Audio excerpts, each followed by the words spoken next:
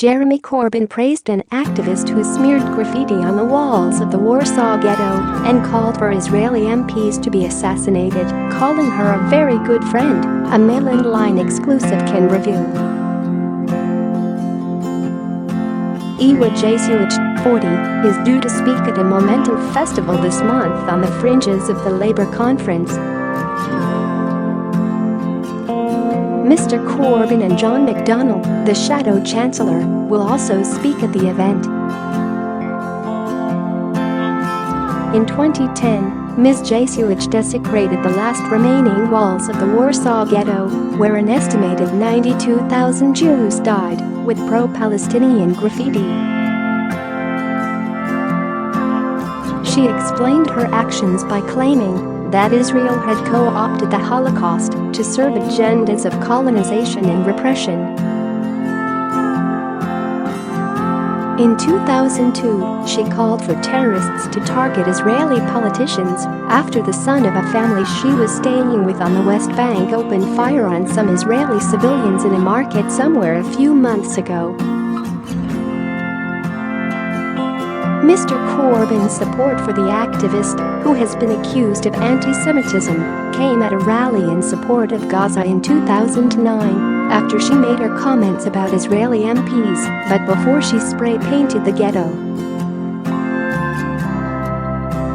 The Labour leader said, "I was brought to tears by a description sent to me by my good friend Iwa Jesuich, who is in Gaza at the present time on behalf of the Free Gaza movement."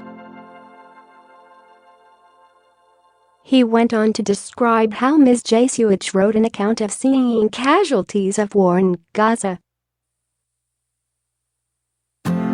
"Share this article, share," he added. "We send our regard, our respect and our affection to Iwa and all those who are there in solidarity with the Palestinian people."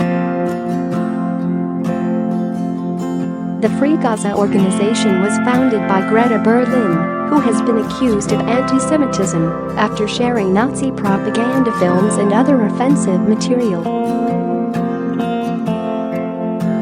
In 2011, Ms. Jesuich gave a speech at a Women in Gaza event where she praised Hamas as dedicated to resistance and derided the more moderate Palestinian Authority as collaborationist. A year earlier, the radical activist wrote "Free Gaza and Palestine" on the Warsaw ghetto walls, while fellow protester Yonatan Shapira wrote "Liberate all ghettos" in Hebrew. At the time, they said they were civilians with little else in our hands aside from solidarity and a spray can, and described their actions as a small act of unarmed resistance. Yad Vashem, the Holocaust Museum and Archive in Jerusalem, said the graffiti was tainted with anti-Semitism, while the Community Security Trust, a British Jewish charity, described it as a new low in cemetery desecration. Gideon Falter, chairman of the Campaign Against Anti-Semitism, said Iwa Jesuich's views have been crystal clear for years. Decent people should have nothing but contempt for her actions, but Jeremy Corbyn chose to shower her with praise because he is anything but decent. This is yet another example of how Mr. Corbyn spent his decades in politics before becoming Labour leader, very publicly demonstrating his contempt for Jews. A Labour spokesman said, "Jeremy has a long record of campaigning for the rights of Palestinians and a just and peaceful settlement to the Israel-Palestine conflict."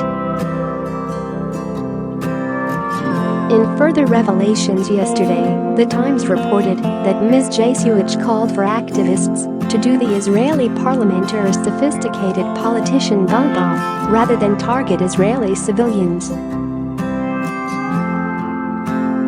The remarks came in a 2,700-word email written during the Second Intifada, when she was living in Jenin, on the West Bank, and published on a pro-Palestinian website. She wrote, "I don't see why activists can't go and do the Knesset Israeli parliament or something, or do a sophisticated politician bump off like the Marxist-Leninist Palestinian terror group, PFLP." In a statement, Ms. Jasuich claimed to have been traumatized when she wrote the email and said she did not advocate violence. She added, however, that resisting military occupation was justified. "It's important to take into account the role of trauma in impacting my thinking at the time," she wrote.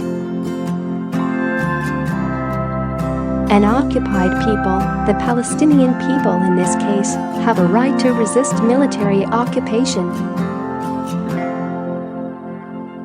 She emphasized, "I do not, and never have advocated the harming of anybody, and this was definitely not the intention of the comment in the email.